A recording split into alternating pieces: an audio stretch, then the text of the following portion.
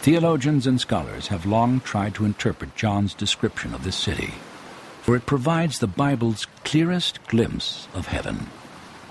Though their opinions have varied, many agree that details of the New Jerusalem's actual design are specifically noted in the final chapters of Revelation.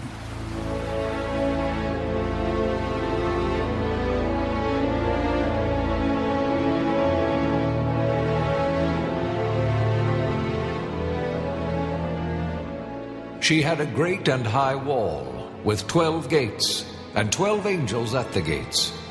On the gates were written the names of the 12 tribes of the children of Israel.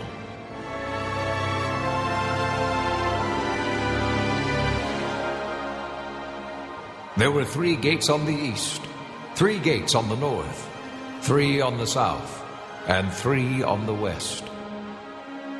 The city was laid out like a square, as long as it was wide, 12,000 stadia in length, and as wide and high as it was long. The wall was made of jasper, and the city of pure gold. Because the Apostle John gave the New Jerusalem dimensions, I have to believe it is a very real place.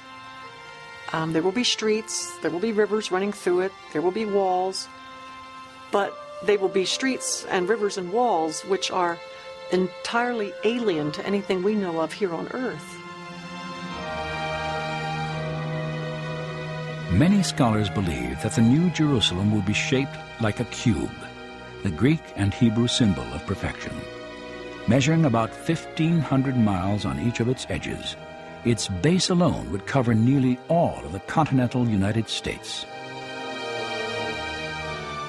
But beyond the enormity of its dimensions, there is intriguing spiritual symbolism in the city's overall design.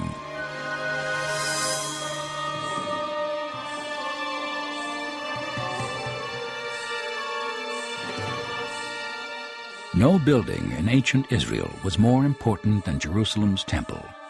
Once each year, within its walls, the high priest would approach a sacred room called the Holy of Holies. There, he would enter into the presence of God.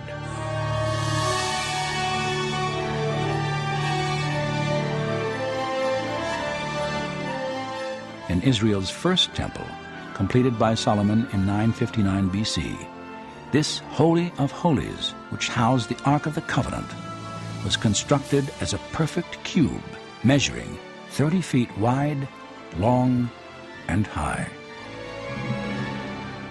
And what does this tell us? I think it tells us that the New Jerusalem, just like that Holy of Holies, a smaller cube, is a place where, like the Holy of Holies, it will be filled with the presence of God, the dazzling presence of God. The Holy of Holies was the place where God dwelt and met with his people. And I do believe that that's the parallel, and that's the purpose of this holy city.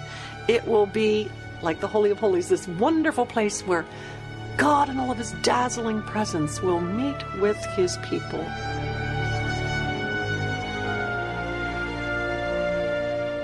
Now the wall of the city had 12 foundations, and on them were the names of the 12 apostles of the Lamb.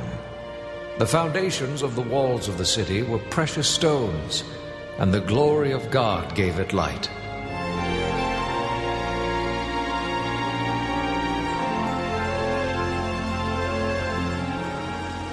And he showed me a pure river of the water of life, clear as crystal, proceeding from the throne of God. And God himself will be with them, and he will be their God. He will wipe away every tear from their eyes. There will be no more death, or mourning, or crying, or pain, for the old order of things has passed away.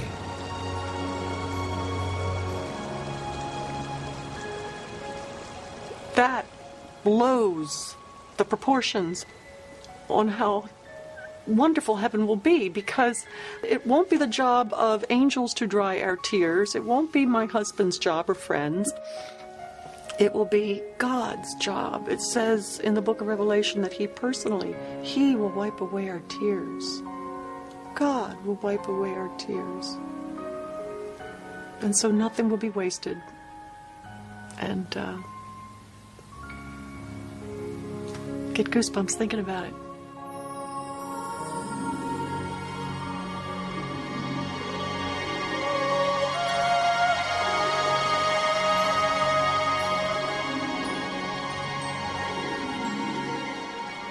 An eternity with God in a home He has fashioned for anyone who will accept His love. This, according to the Bible, is the great hope and promise of heaven.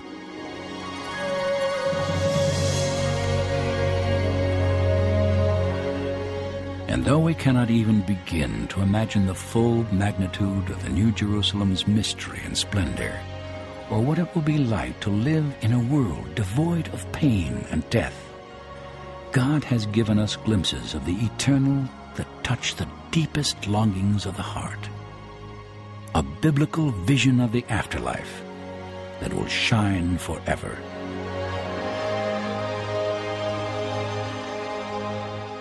That is heaven.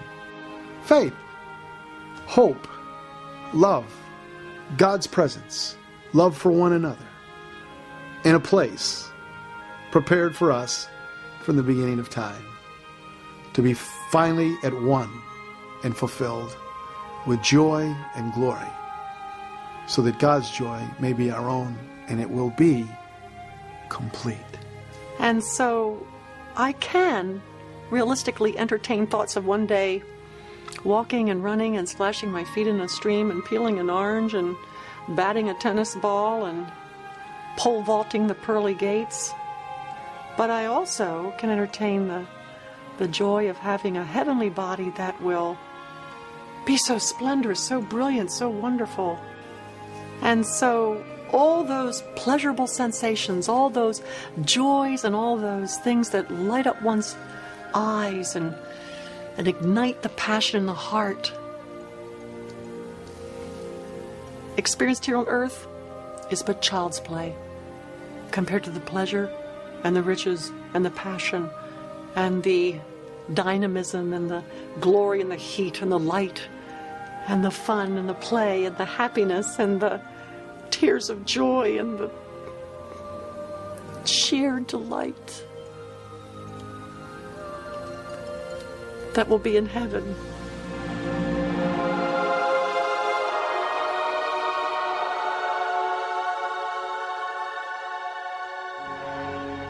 Then your light shall break forth like the morning, and your healing shall spring forth. And you shall call, and the Lord shall answer, Here I am. Your sun will never set again, and your moon will wane no more. The Lord will be your everlasting light, and your days of sorrow will end. I am the Lord, and in its time I will do this swiftly.